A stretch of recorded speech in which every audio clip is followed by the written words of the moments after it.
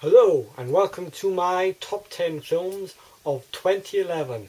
Now this list is mainly decided through entertainment value as well as craftsmanship and other things come into account, but mainly it is my opinion and not a generalised thing. Now I have missed out on a lot of well received films this year, like Hugo, The Artist.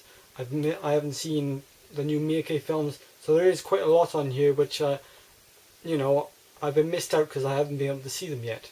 Films to make it into this list, their first proper theatrical release date has to be in 2011, not including festivals or anything. So a film like 13 Assassins, which was released over here in March, doesn't count because its first proper release date was in Japan in 2010. So let's kick things off. At number 10 we have the film Warrior.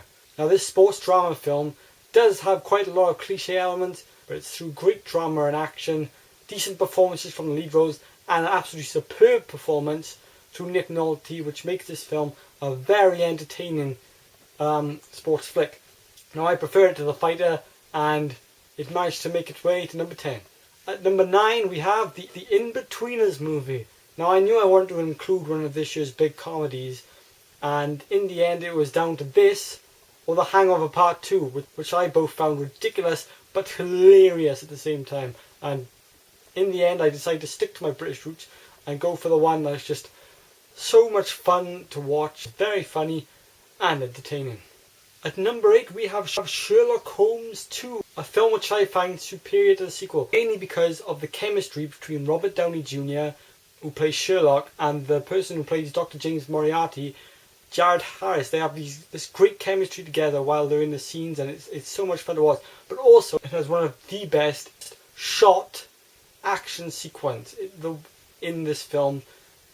The cannons in the woods, the way it's shot, I absolutely loved. And this film is just so entertaining. Really enjoyed it. At number 7 we have Source Code. What can I say about this? Except that it's a smart, unique thriller, exceedingly entertaining and just plain good. At number 6 we have probably the most unknown film on this list, and it's a Japanese film by the name of 1778 Stories of Me and My Wife. This is a very touching drama that, although it is 2 hours and 20 minutes long and may be a little too dramatic at times, it made me cry. It's very sad, but it's so good, and I thoroughly enjoyed it. Now we move to the top 5, and at number 5 we've got Drive, a sort of heist film with heart and human character.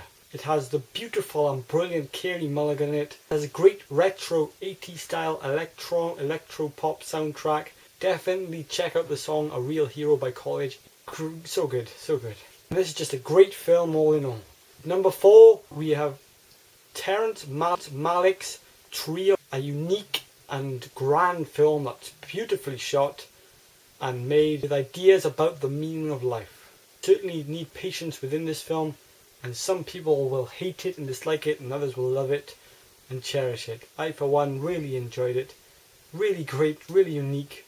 Check it out. And at number 3 we have Lars von Trier's Melancholia. This film is just pure fantastic. The whole idea of this planet crashing into ours and the way people deal with it is so well done. It's got great cinematography, great performances, and Kirsten Dunst's boobs. What more can I say? Great film. Check it out.